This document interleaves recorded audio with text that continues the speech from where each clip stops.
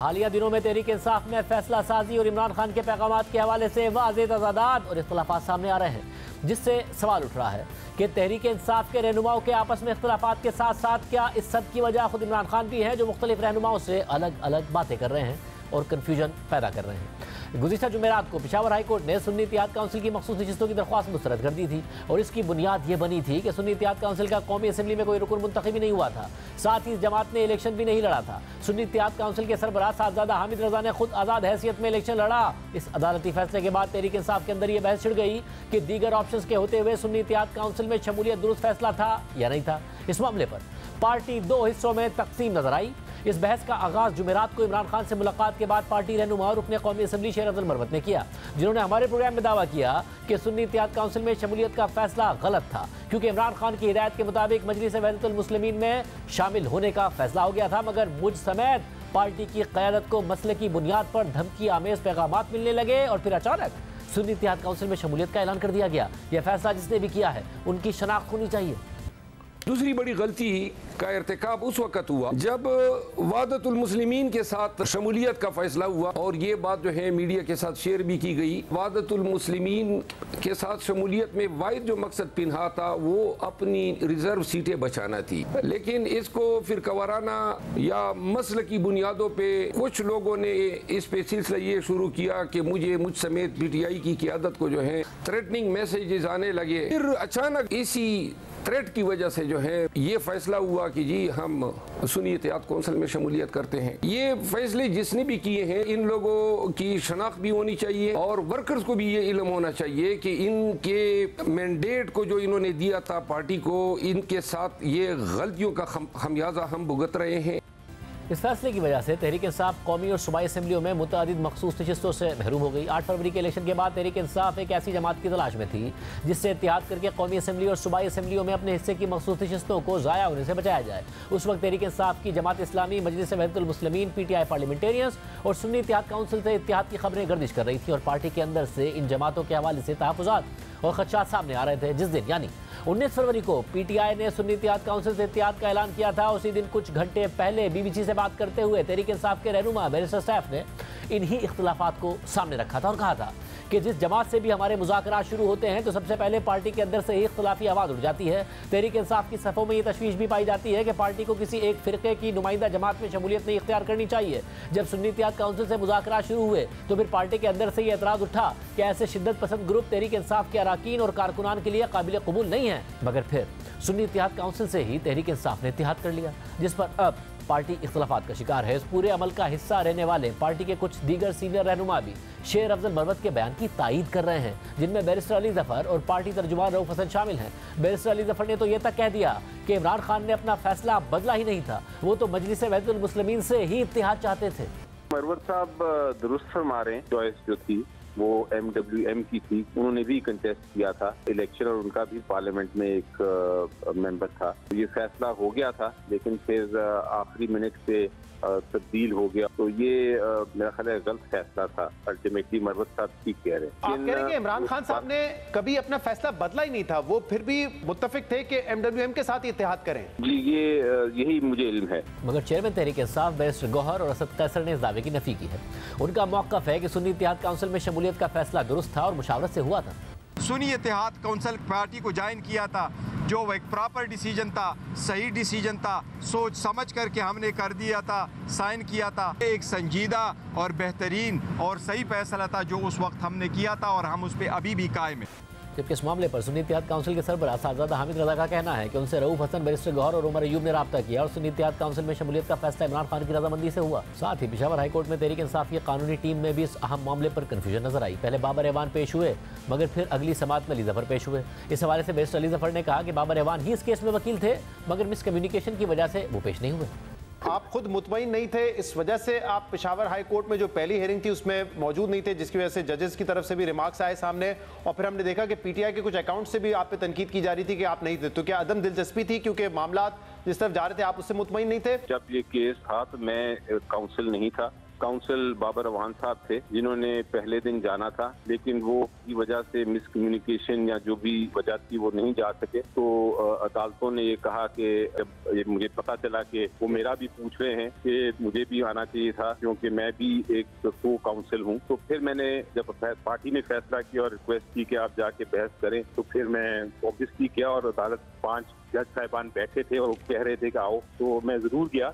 सिर्फ यही नहीं, तहरीक इंसाफ के रहनुमा ये भी कह रहे हैं कि तहरीक इंसाफ जब निशान हासिल कर लेगी तो फिर सुन्नी इत्तेहाद काउंसिल पीटीआई में जब हो जाएगी। मगर सरबरा सुन्नी इत्तेहाद काउंसिल शहजादा हामिद रजा का कहना है कि पीटीआई ने इस हवाले से उनसे कोई बात ही नहीं की है। अब ये सिर्फ एक मामला नहीं है जिसमें तहरीक इंसाफ के रहनुमाओं के दरमियान पार्टी पॉलिसी और इमरान खान के फैसलों के हवाले से तजाद नजर आया है, या खुद इमरान खान की वजह से कन्फ्यूजन पैदा हुई है।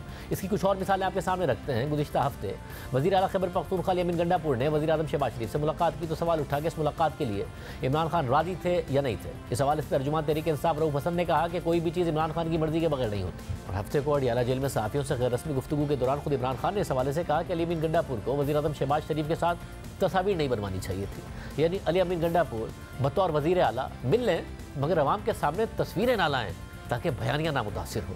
इसके अलावा 2 दिन पहले एक और मामले पर कुछ ऐसी ही सूरत हाल नजर आई। हफ्ते को तहरीक इंसाफ के हिमायती अफराद ने अमरीका में IMF के दफ्तर के बाहर एहतजाज किया, नारेबाजी की गई, आर्मी चीफ के खिलाफ स्लोगन्स थे, फौज के खिलाफ नारे थे। तहरीक इंसाफ के रहनुमा शहबाज गिल भी शरीक थे और इस एहतजाज से तहरीक इंसाफ के चेयरमैन बैरिस्टर गौहर खान और पार्टी के तर्जुमान रऊफ हसन ने ताल्लुकी का इजहार कर दिया। बाहर जो पाकिस्तान ओवरसीज़ वो करते हैं, पाकिस्तान तहरीक इंसाफ ने कहीं ऑर्गेनाइज नहीं किया है, लेकिन ओवरसीज़ अगर करते हैं तो ये उनकी अपनी मर्जी है, लेकिन हमने ऑर्गेनाइज कोई नहीं किया। मगर खुद इमरान खान ने अडियाला जेल में सहाफ़ियों से गुफ्तगू के दौरान कहा कि IMF के दफ्तर के सामने जो एहतजाज हुआ है वो दुरुस्त था, लेकिन फौज मुखालिफ नारों का मुझे इल्म नहीं है। इसके अलावा खैबर पख्तूनख्वा के स्पीकर की नामजदगी पर भी तहरीक इंसाफ वाज़ेह इख्तिलाफ़ात का शिकार हुई थी। 15 फरवरी को इमरान खान से मुलाकात के बाद बैरिस्टर सैफ ने असद कैसर की मौजूदगी में ऐलान किया कि इमरान खान ने असद कैसर के भाई आकिबुल्लाह को खैबर पख्तूनख्वा के स्पीकर के लिए नामजद किया है। असद कैसर साहब के भाई हैं आकिबुल्लाह, जो सवाबी से सूबाई असम्बली के रुकन हैं, उनको स्पीकर के ओहदे के लिए खैबर पख्तूनख्वा असम्बली में नामजद करने का कहा है और वो नामजद हो गए हैं।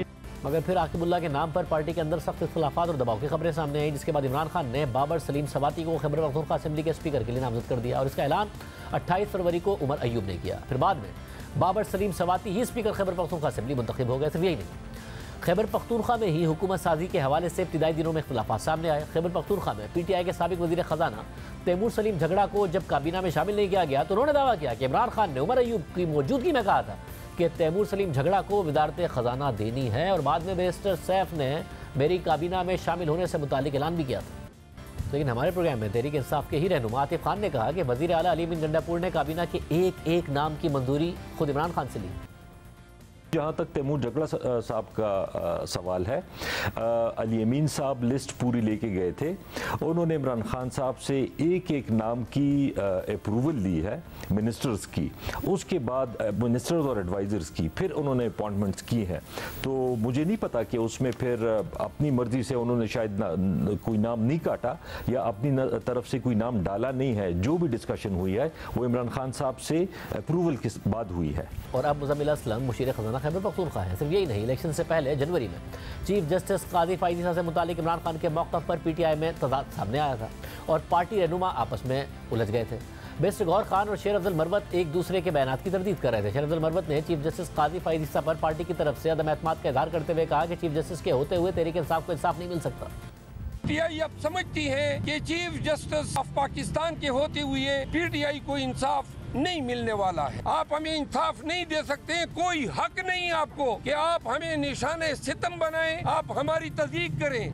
शेर अब्दुल मरवत ने इमरान खान से मुलाकात के बाद ये बात की, मगर बैरिस्टर गौहर ने इमरान खान से मुलाकात के बाद वादे किया कि इमरान खान ने कभी ये बात नहीं की कि उन्हें चीफ जस्टिस काजी फायदी पर एतमाद नहीं है। एक बात याद रखो, खान साहब ने कभी नहीं कहा कि मुझे आदम एतमाद है चीफ जस्टिस काजी फायद साहब पे। कोई ऐसी स्टेटमेंट उन्होंने नहीं दी और काइंडली ऐसी स्टेटमेंट देनी भी नहीं चाहिए। देखिए, खान साहब की ये स्टेटमेंट कोई नहीं है, ना आई है, ना उन्होंने कही है, और मेरी कल मुलाकात हुई थी, कभी ऐसा नहीं है। इसके अलावा नवंबर 2023 में जब तहरीक इंसाफ ने इंट्रा पार्टी इलेक्शन का ऐलान किया तो उस वक्त इमरान खान से मुलाकातों के बाद पार्टी रहनुमा बिल्कुल मुख्तलिफ पैगामात लेकर बाहर आ रहे थे, जिससे इंट्रा पार्टी इलेक्शन में कन्फ्यूजन पैदा हो गई थी। 30 नवंबर को बैरिस्टर अली जफर ने ऐलान किया कि इमरान खान तोशाखाना केस में नाअहल हैं, इसलिए उन्होंने पार्टी चेयरमैनशिप के लिए बैरिस्टर गौहर खान को नामजद किया है। इमरान खान साहब तोशाखाना के केस का फैसला नहीं होता वो ये इलेक्शन नहीं लड़ रहे। इमरान खान साहब ने नाम बताया, वो हैं बैरिस्टर गौहर साहब। मगर इमरान खान से लतीफ़ खोसा ने भी मुलाकात की और मुलाकात के बाद ऐलान कर दिया कि इमरान खान ही चेयरमैन के लिए पार्टी के उम्मीदवार होंगे। एक बात कान खोल कर सुन लें सारे, माइनस इमरान खान तसव्वुर भी नहीं है। इमरान खान ने इन सारी खबरों की तरदीद कर दी है। There is no question of minus Imran Khan. Imran Khan ही चेयरमैन पीटीआई है, रहेगा। और अब सेनेट इंतखाबात के हवाले से भी तहरीक इंसाफ में इत्तफाक राय का फुकदान नजर आ रहा है। सेनेट अरकान के लिए तहरीक इंसाफ ने जो नामजदगियां की हैं उस पर पार्टी के सीनियर रहनुमा सद कैसर से जब सवाल हुआ कि नामजदगियों की मंजूरी क्या इमरान खान ने खुद दी है तो उन्होंने लाइलमी का इजहार कर दिया। लेकिन तहरीक इंसाफ के रहनुमा आतिफ खान ने कहा कि जब नवाज शरीफ नहीं थे, शहबाज शरीफ ने पार्टी संभाल ली, मगर इमरान खान के बाद हमारा जो नंबर 2 है वो बहुत नीचे आता है, इसलिए लोगों को इकट्ठा करने में और डिसीजन मेकिंग में प्रॉब्लम होती है।